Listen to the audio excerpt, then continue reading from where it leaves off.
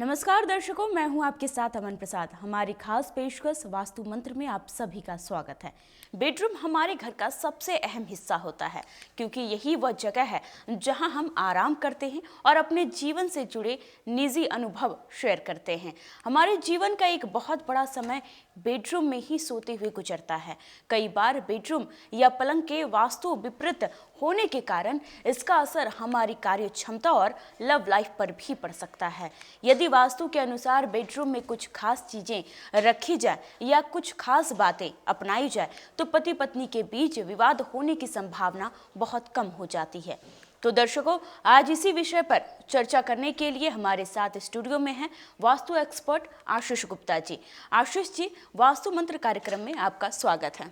धन्यवाद अमन जी। धन्यवाद दोस्तों। दर्शकों, किसी भी शादीशुदा शख्स के लिए उसकी बेडरूम लाइफ काफ़ी मायने रखती है।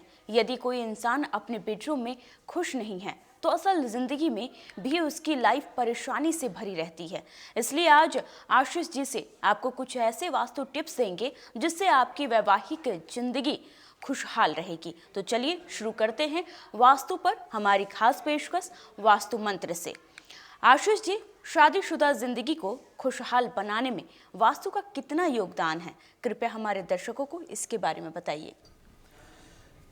यदि लाइफ स्पैन की बात करें, आयु की बात करें, और एक असाधारण स्केल पे यदि हम आयु को 75 या 80 ईयर्स लेते हैं तो इतना एक औसत आयु है भारतवर्ष के व्यक्तियों की।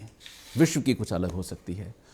और उससे पूर्व यदि हम एक दिन की बात करें, क्योंकि दिन के ही गुणनफल से आयु आती है, दिन में 24 घंटे हैं और मेडिकल साइंस हमें बताते हैं, हमारा अनुभव भी हमें बताता है कि एक व्यक्ति को 7 से 8 घंटे की नींद लेनी चाहिए। और जो व्यक्ति इतनी नींद लेते हैं वो एक बेहतर जीवन व्यतीत करते हैं, उनकी बेहतर कार्य क्षमता होती है, उनकी बेहतर कार्य प्रणाली और कार्यशैली होती है। तो यदि 24 घंटे में 8 घंटे हम नींद के लें तो लगभग 1/3 दिन हमने निद्रा में बिता दिया, दिन और रात का 1/3 हिस्सा। इस आधार पर कैलकुलेट करें तो जीवन का 1/3 हिस्सा हम अपने बेडरूम में बिताते हैं सोते हुए। यानी कि यदि हमने 75 साल का जीवन जिया है तो आपको ये जान के बड़ा आश्चर्य होगा कि 25 साल हम सिर्फ सोते हुए बिताते हैं। लेकिन यहाँ मुख्य पेंच ये आता है कि ये 25 साल हम सोते हुए किस जगह बिताते हैं। मित्रों, वो 25 वर्ष जीवन का 1/3 हिस्सा हम अपने बेडरूम में बिताते हैं, जन्म के साथ। और जन्म के साथ शुरू करके जीवन के हर पहलू पे और हर मोड़ पे बेडरूम हमारे जीवन का एक अहम हिस्सा है, एक अहम पड़ाव है। बालक है तो बेडरूम चाहिए, युवा है तो बेडरूम चाहिए, विवाहित है तो बेडरूम चाहिए, अधेड़ है तो बेडरूम चाहिए, और वृद्ध हैं तो बेडरूम चाहिए। तो वास्तुशास्त्र के अनुकूल अलग अलग जोन में बेडरूम्स के अलग अलग इफेक्ट आते हैं। और जैसे हमने पहले भी चर्चा की है कि वास्तुशास्त्र जो हैं वो एज, प्रोफेशन और जेंडर के अनुकूल कार्य करते हैं, उसके अनुकूल वह अप्लाई होते हैं। तो हर परिस्थिति में मैं अपने दर्शकों से कहना चाहूँगा कि आप किसी भी आयु वर्ग के हैं, वास्तुशास्त्र के अनुकूल आपका बना हुआ एक बेटर बेडरूम आपको प्रमोट करता है, एक अच्छे जीवन के लिए किस प्रकार करता है। ये एक यक्ष प्रश्न हमारे सामने आता है, किस प्रकार बेडरूम करेगा भाई? हम सोई तो रहे हैं वहाँ पे और कर क्या रहे हैं? देखिए, सोते हुए भी कुछ रेस चलती हैं विज्ञान के आधार पे। अगर हम अर्थ के मैग्नेटिज्म की बात करते हैं तो नॉर्थ साउथ एक एक्सेस माना जाता है, और ठीक उसी प्रकार हमारे ब्लड का सर्कुलेशन होता है। तो ब्लड का सर्कुलेशन की जो दिशा है, यदि वो पृथ्वी के मैग्नेटिक एक्सिस के नॉर्थ साउथ एक्सिस के अनुकूल रहेगी, यानी कि वो उसमें सहयोगी होगी, तो एक अच्छी रेस हमारे शरीर से होकर गुजरेंगी, उसमें एक तारतम्यता बनेगी और उस तारतम्यता के अनुकूल हमारा शरीर अधिक रिलैक्स होगा। एक अधिक रिलैक्स शरीर में एक अधिक रिलैक्स मन और बुद्धि का निवास होता है। एक अधिक रिलैक्स बुद्धि और मन जीवन के बेहतर निर्णय लेने में सक्षम होते हैं और आप अपना भाग्य एक वास्तु अनुकूल बेडरूम से बिल्कुल बदल सकते हैं। मेरी सिंसियर एडवाइस है कि आप एक इस तरह के बेडरूम का निर्माण करें जो कि वास्तुशास्त्रों के नियम के अनुकूल हो। जी आशीष जी, यदि जीवन साथी से नहीं बनती है तो वास्तु में क्या उपाय करें? दोस्तों, साउथ ईस्ट में बेडरूम बना लीजिए।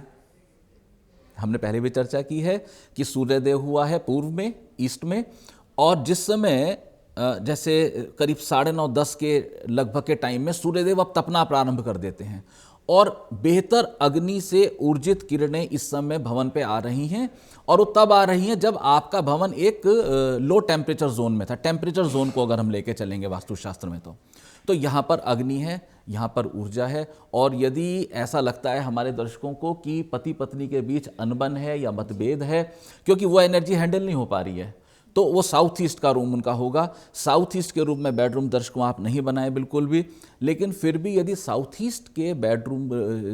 ईस्ट की विदिशा में आपका बेडरूम बना हुआ है तो कृपया आप वहाँ पर थोड़ा सा ग्रीन कलर का प्रयोग करेंगे, क्योंकि रेड एक्सिस में हो जाता है। एक्सिस रेड जो है वो अधिक ऊर्जा बना देता है और ऊर्जा को आप लोग हैंडल नहीं कर पाते हैं। साउथ ईस्ट का बेडरूम विशेषतः तो होना ही नहीं चाहिए साउथ ईस्ट में बेडरूम। फिर भी यदि साउथ ईस्ट में बेडरूम हो गया है तो दर्शकों आप वहाँ पे हरे रंग का प्रयोग करें। यदि आपको हरे रंग का प्रयोग करने में कुछ समस्या आती है तो बहुत सहज उपाय आपको बताता हूँ। हरा colour doesn't mean green colour, green light, it mean green curtains also. इसका अर्थ है ग्रीन चादर ऑल्सो। आपके जो बिस्तर की चादर है वो भी ग्रीन हो सकती है। तो किसी भी रूप में आप ग्रीन कलर को प्रमोट करें तो साउथ ईस्ट के बेडरूम के जो नेगेटिव रिजल्ट्स हैं उसमें भरपूर कमी आ सकती है। जी आशीष जी, आजकल देखा जाता है कि पति और पत्नी के बीच तनाव रहता है। तलाक के इतने केस होते हैं, पति और पत्नी में आपसी प्रेम बना रहे, इसके लिए आशीष जी कुछ बताएं। जीवनचर्या बदल चुकी है, उम्मीदें बदल चुकी हैं, आकांक्षाएं बदल चुकी हैं। आज से हमने जस्ट 40-50 साल पहले हमने अपने घरों में देखा है कि लेडीज़ जो हैं वो बहुत एडजस्ट करके चलती थी। आज लेडीज़ पढ़ चुकी हैं, वो कैपेबल हैं और उनके कैपेबिलिटी के उभार से समाज को, परिवार को और राष्ट्र को, सबको लाभ भी हो रहा है। जी बिल्कुल। उस परिस्थिति में यदि हम लेडी को सिर्फ इस भाव से देखेंगे कि इनको सिर्फ किचन हैंडल करनी है या परिवार हैंडल करना है तो शायद हम नारी शक्ति के प्रति एक न्यायोचित भाव नहीं रख पाएंगे।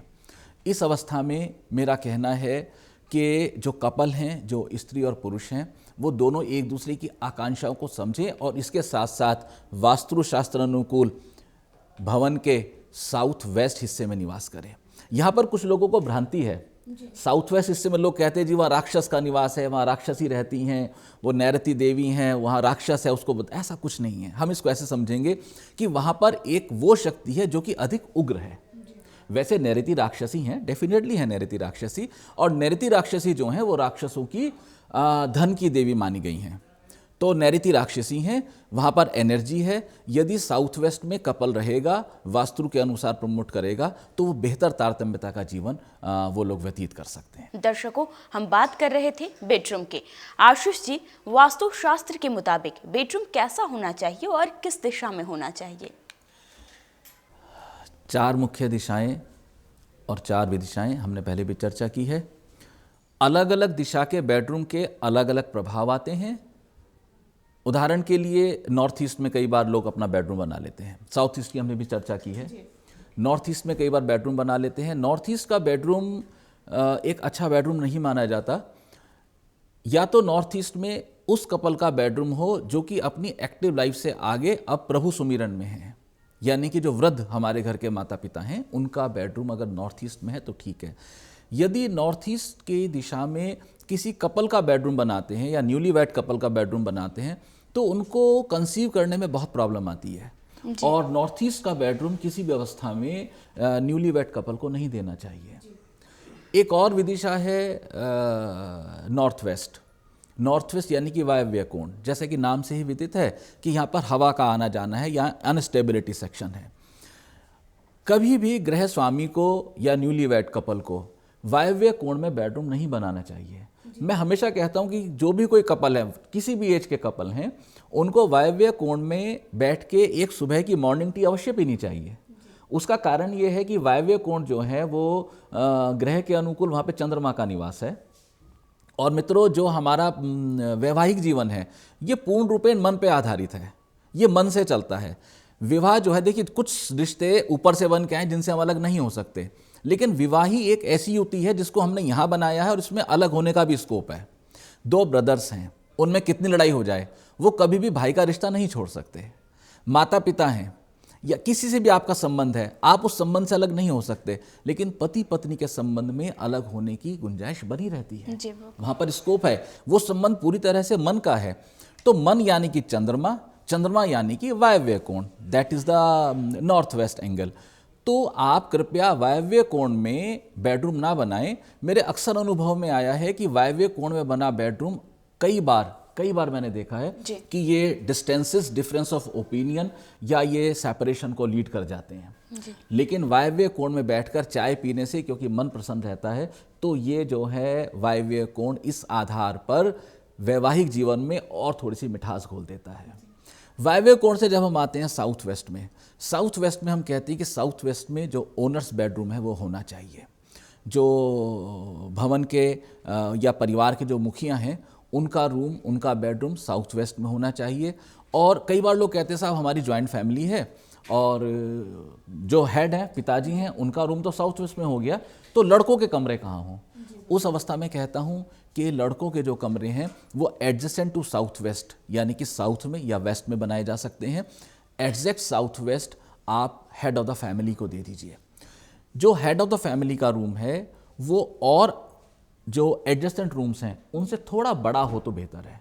उसमें एक डोमिनेंस दिखनी चाहिए कि वो कुछ बड़ा कमरा है, उसको आप वास्तु और फेंग शुई के अनुरूप उसको प्रमोट करें और हेड ऑफ द फैमिली को आप साउथ वेस्ट में रखें। किसी भी अवस्था में जो हेड ऑफ द फैमिली हैं उनको साउथ वेस्ट से अलग ना ले जाएं। यदि आप साउथ वेस्ट से अलग ले जाएंगे, यदि आप साउथ में ले जाएंगे, तो head of the family unpractical dominant हो जाएंगे। हम इसको बकवे को पूरे यदि समझें, साउथ ईस्ट में ले जाएंगे तो हेड ऑफ द फैमिली क्रोधी प्रवृत्ति के हो जाएंगे, अनरीजनेबल हो जाएंगे। यदि हम ईस्ट में ले जाएंगे तो बेचारे निर्णय लेंगे लेकिन उसको इम्प्लीमेंट नहीं कर पाएंगे। दूसरा, वो निर्णय सारे सच्चाई से लेंगे, जबकि सच्ची बात तो ये है कि जीवन जीने के लिए हमें थोड़ा थोड़ा झूठ का तड़का भी लगाना पड़ता है।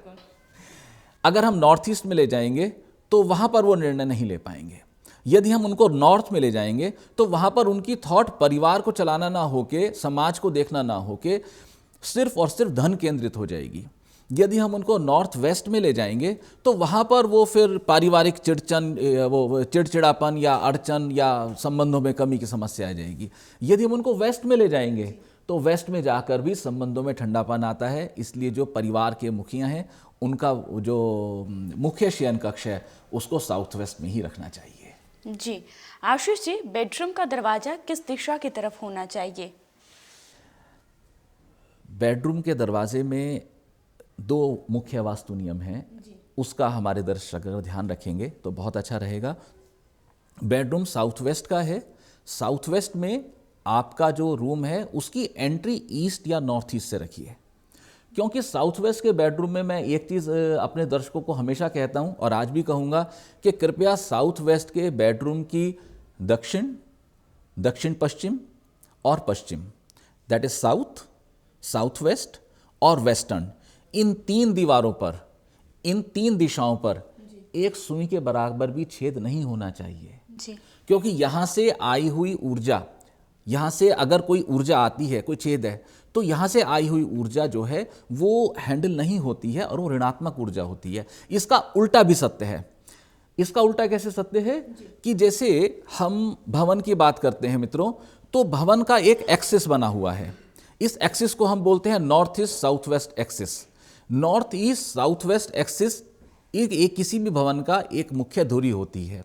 नॉर्थ ईस्ट में वास्तु पुरुष के सर हैं, साउथ वेस्ट में वास्तु पुरुष के पैर हैं, और इनका जो कनेक्टिंग लाइन है, जो भवन के मध्य या केंद्र, या जिसको हम करेक्ट बोलें तो ब्रह्म स्थान से होकर जा रहा है, ब्रह्म स्थान में भी अति मर्म स्थान से होकर जा रहा है, वो हिस्सा वास्तु पुरुष की बैकबोन है।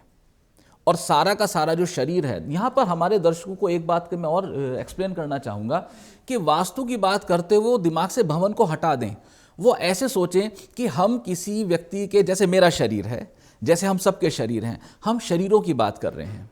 यदि हम किसी व्यक्ति के हेड, बैकबोन और लेग्स, यदि हम इनको हर्ट करें तो वो व्यक्ति नहीं चल पाएंगे।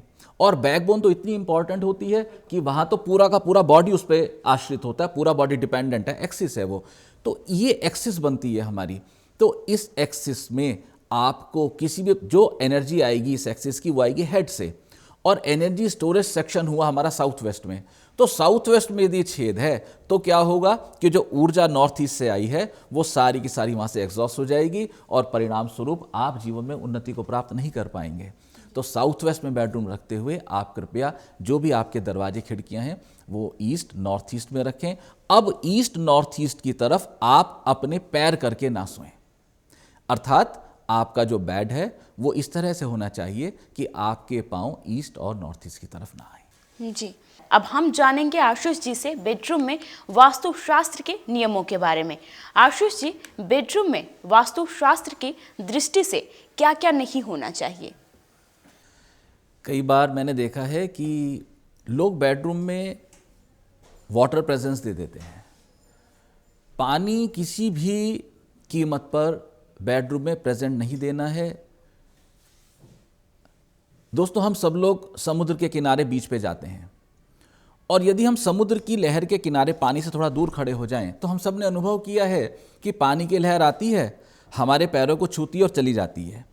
ये क्रम होने को देखें।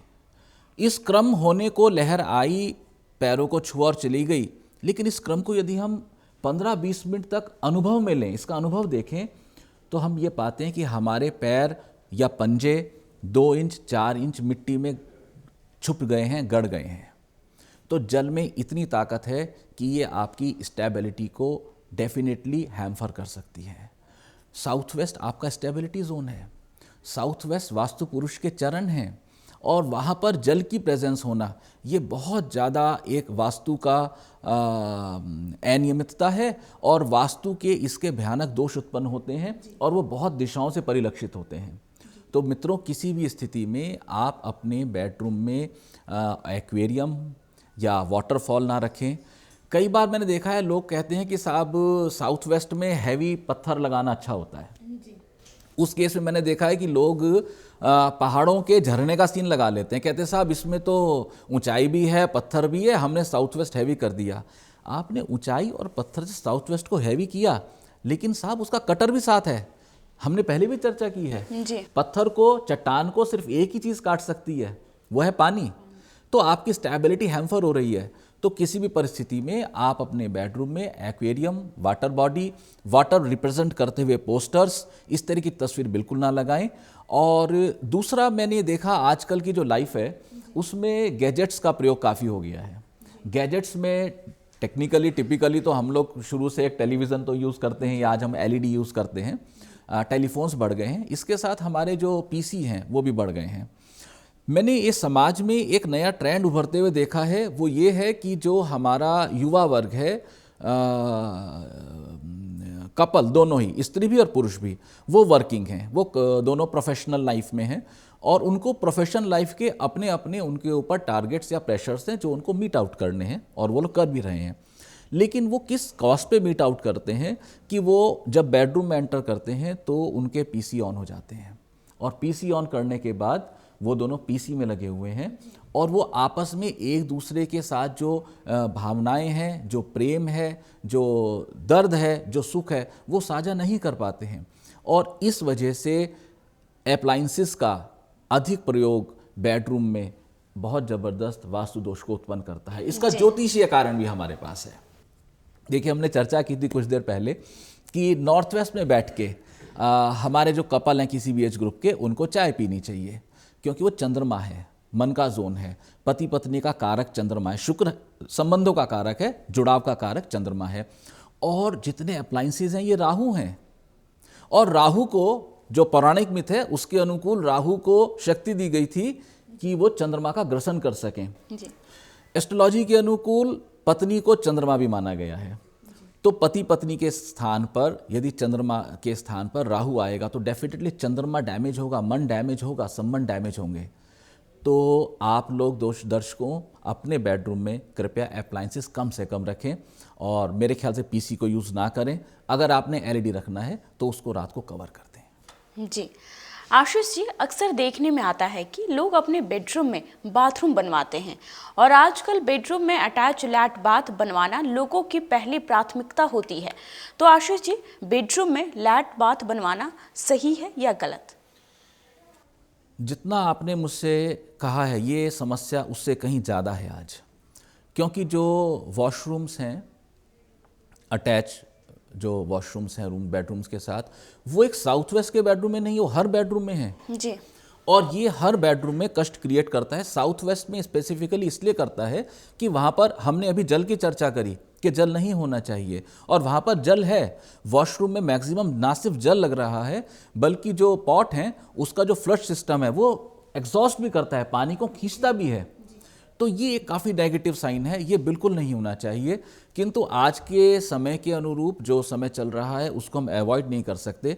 तो आजकल ऐसी विधियां अवेलेबल हैं कि जहां पर हम इन वॉशरूम्स की नेगेटिविटी को बिल्कुल कट ऑफ कर सकते हैं और वो नेगेटिविटी किसी भी अवस्था में भवन को या भवन के मालिक को किसी भी प्रकार की ऋणात्मक या नेगेटिव ऊर्जा प्रेषित नहीं करती हैं। मित्रों, आपके यदि बेडरूम के साथ वॉशरूम्स हैं तो कृपया उसका वो ट्रीटमेंट कराइए। जब आप भवन बनवा रहे हैं तब ट्रीटमेंट कराइए।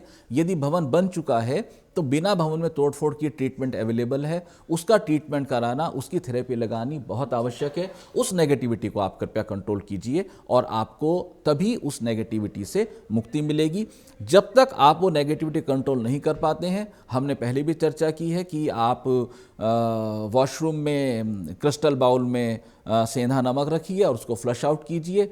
और सेकंड, आप वॉशरूम में एक फ्रेगनेंस रखिए ताकि उसमें रेगुलर इंटरवल पे एक खुशनुमा वातावरण बना रहे। जी आशीष जी, बेडरूम में लैट बाथ बनवाना किस दिशा में ठीक रहता है?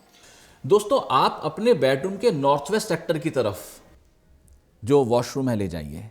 आपका बेडरूम है, बेडरूम का नॉर्थ वेस्ट, बेडरूम के नॉर्थ वेस्ट में आप वॉशरूम ले जाइए। वायवीय कोण है, हवा का कोण है, इसको एंगल ऑफ प्यूरिफिकेशन भी बोलते हैं। ये शुद्धताई का कोण है। हवा जहाँ से होके जाएगी वहाँ पर कभी नेगेटिविटी नहीं रहती है। और मैं अपने दर्शकों को ये बताना भी चाहता हूँ कि यदि हमारे भवन में वायु का एक मैंडरिंग फ्लो ऑफ एयर है, एक सहज है, हमने शायद पहले भी चर्चा की थी, ची के बारे में हमने चर्चा की थी, तो ऑटोमेटिकली बहुत से वास्तु दोष समाप्त हो जाते हैं। तो आप अपने बेडरूम के नॉर्थ वेस्ट में वॉशरूम बनवाइए बिल्कुल और उसको प्रयोग कीजिए और भगवती की इच्छा रही तो उसकी कोई नेगेटिविटी आपके और आपके परिवार को नहीं परेशान करेगी। जी, अक्सर ये सुनने में आता है कि बड़ों को दक्षिण में सिर और उत्तर में पैर रखकर सोना चाहिए। आशीष जी, क्या यही नियम बच्चों पर भी लागू होता है? एक सामान्य सिद्धांत है और मैं भी बोलता हूँ कि भाई एक चीज़ का याद रखो आप, से सर और से साउथ, सर साउथ में हो सोते हुए, ये चीज़ याद रखें। लेकिन जहाँ तक बच्चों का सवाल है तो उनकी बुद्धि अभी ग्रो कर रही है, उनकी बुद्धि भी पढ़ाई में लग रही है, उनको ग्रो करके आगे पहुँचना है। तो बच्चों के सर को आप eastern part of the property में भी करके सुला सकते हैं, अच्छा रहेगा। और इसके अलावा जो मैच्योर लोग हैं परिवार के, उनको साउथ में सर करके सोना हमेशा अच्छा रहेगा। फिर भी यदि कोई घर में बीमार हैं, यदि उनका स्वास्थ्य खराब है तो उनका सर उत्तर में करना ही उचित, उनका सर पूर्व में करना ही उचित रहेगा। जी आशीष जी, तो दर्शकों, आज आशीष जी से जाना आपने बेडरूम में वास्तुशास्त्र के नियम कितने काम आते हैं। वास्तुशास्त्र पर हमारी चर्चा आगे भी जारी रहेगी। आशीष जी, आप हमारे स्टूडियो में पधारे, इसके लिए बहुत बहुत शुक्रिया आपका। धन्यवाद अमन जी। नमस्कार मित्रों। तो दर्शकों, आज के लिए इतना ही। अब वक्त हो चला है आपसे विदा लेने का। हम आपसे फिर मिलेंगे वास्तु की और नई जानकारियों और टिप्स के साथ। तो देखते रहिए हमारी खास पेशकश वास्तु मंत्र।